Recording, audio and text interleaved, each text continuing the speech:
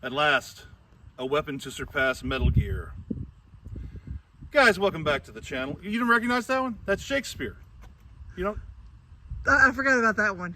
That's one from Shakespeare's Metal Gear Solid. Yeah. You don't? That was Liquid Snake. Very famous. He and Falstaff they were dueling, and one of them was wielding a weapon to surpass Metal Gear. All right, whatever. You're uncultured. That's fine. I know where Falstaff came from, so. Well, guys, welcome back to the channel. Sun's out, guns out today. Got a this one might not be terribly exciting for you. It's just a Model 22 Glock. It's kind of plain. I just thought it was neat because it's got a green frame, and of course most of them have the black frames. These factory tan and green, did they ever make gray ones? I can't remember.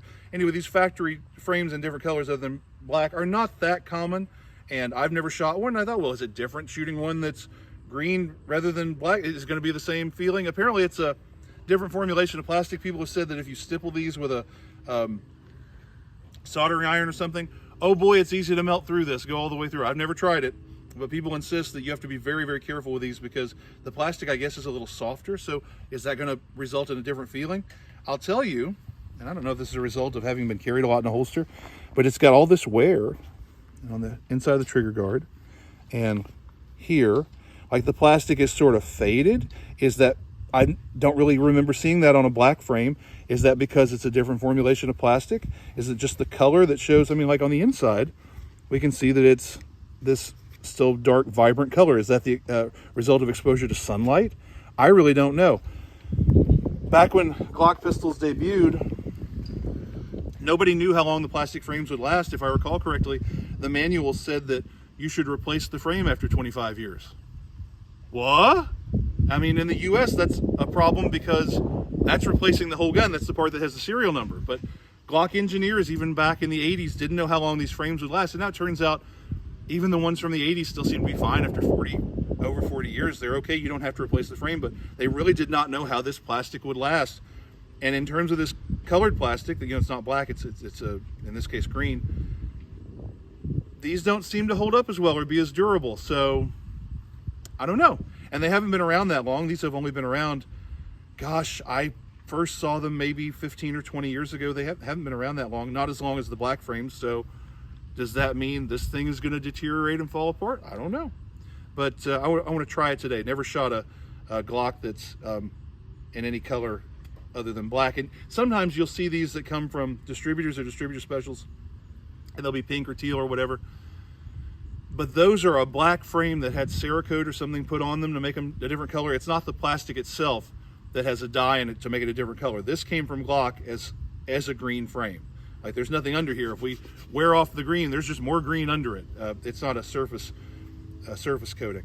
So yeah, it's just a plain Model 22. It's got night sights. These do not look like Glock factory night sights to me. They're marked TCH3G1, and the front side is TGH3G. So I'm not sure, is that True Glow TG? I don't think they're factory night sights. I don't know who put these sights on. I do want to thank Mark for making this pistol available for us to shoot, and we're just going to try it. And it's probably going to be anticlimactic. I mean, it's just a Glock 22. It's probably going to shoot like every other one, but I never shot one with a colored frame, so we're going to try it. It's not easy being green. That's what Kermit the Frog said. Or was that Shakespeare too? I can't remember. I think Shakespeare said it first, and Kermit was quoting Shakespeare. Yeah. Guys, we're just shooting some regular Winchester white box, 180 grain full metal jacket, 40 cal ammo today. Nothing special at all. Let's see what happens. All right, I've put another dot down there. We're going to shoot for a different part of the target just because I've been using that target so much today. The center of it is shot up pretty badly.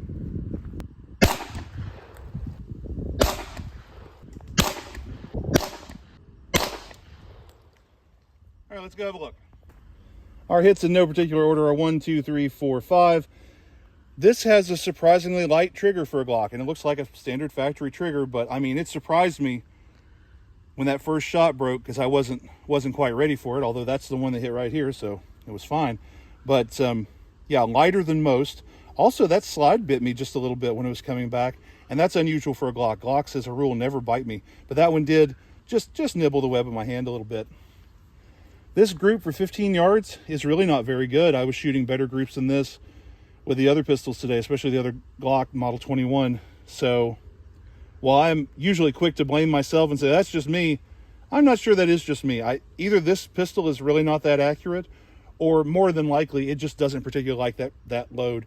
We are going to shoot 5 more and give it another chance, but so far, this pistol does not seem to love that ammo. Our hits in no particular order: 1, 2, 3, 4, 5. We have 2 through the same hole. Maybe I was too quick to judge, because I mean, that was our group before and this is our group now. Maybe I just wasn't doing my best shooting that first time around. And I can tell you that one is a flyer, because I kind of jerked the trigger on that. I knew I was screwing up. So, I mean, this is really the group. So I think I was too quick to judge that pistol before. I think it does like this ammo okay. Either that first group was a fluke or it was just me. I don't know. But clearly it's capable of turning in a good group with this ammo, under the right circumstances at least. Okay, so my camera operator says we didn't get any of that shooting on film and didn't get any of the things I was saying.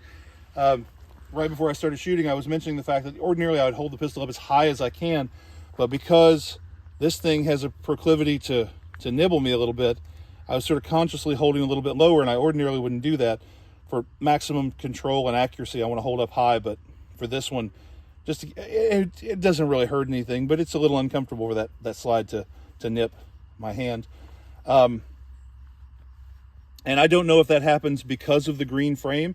If this plastic truly is softer, maybe the frame is flexing a little bit more than other Glocks, because Glocks, as a rule, never bite my hand. Even though I get very, very close, that slide never touches my hand. And in this case, it did on that first round, which it's not a big deal. But the pistol's capable of good groups. This one has an excellent trigger if you like a light trigger, which I typically do. Some people want it heavier for safety, whatever. And I don't have a proper green magazine to go with this, but oh well. It came to me with this black mag, and what are you going to do? But it's a pistol that's potent. It's capable of good accuracy, holds plenty of ammo. I like 40 cal. Some people don't. If you don't, that's okay. But I sure do like it still. There's a lot to like here. 40 cal can be a little jumpy, a little snappy, a little unpleasant in recoil. But the Glocks tend to tame it well. They have a wide frame and they have a little bit of flex to them. And they're, to me, not unpleasant to shoot in 40 cal. Some guns are unpleasant to shoot. Something like a Smith & Wesson Sigma in 40 cal. Those are practical guns. They're reliable. They're accurate enough. They're good enough, and they're cheap, and I like them and I recommend them. But in 40 cal, they are a little unpleasant. The top of the back strap there is narrow, and it really sort of bites into the hand, and the Glocks don't have that problem. So this Glock is sort of everything you need, nothing you don't. It's a great defensive pistol. It's capable of good accuracy when I do my part. And I don't think that the green frame makes any particular difference. Over the long run, maybe this will deteriorate more. If you want it stippled, that may be a problem. And maybe that's what caused it to nibble my hand, bite my hand a little bit. But if you don't have big meaty hands like I do, it probably isn't a problem for you. Today's video went about like I thought it would. It's just a Glock. It shoots a lot like a Glock.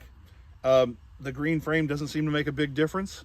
And if you like the color green, well, that's great. I know when these came out, I kind of looked at them and said, well, what's the point? Why would anybody go out of his way to get a different colored frame? I guess if you just want to be different, it's fine. Or if you're worried about being out in the sun all day, carrying that pistol on your hip, and when you grab it, you don't want it to be hot, well, a tan or a green frame is probably going to be cooler than a black frame. So that's okay. That's a valid reason. And if you just like the color green, that's also a valid reason. But again, I don't know it's better than a black frame Glock. It's just a Glock. It works. I like it. Guys, until next time, keep your powder dry.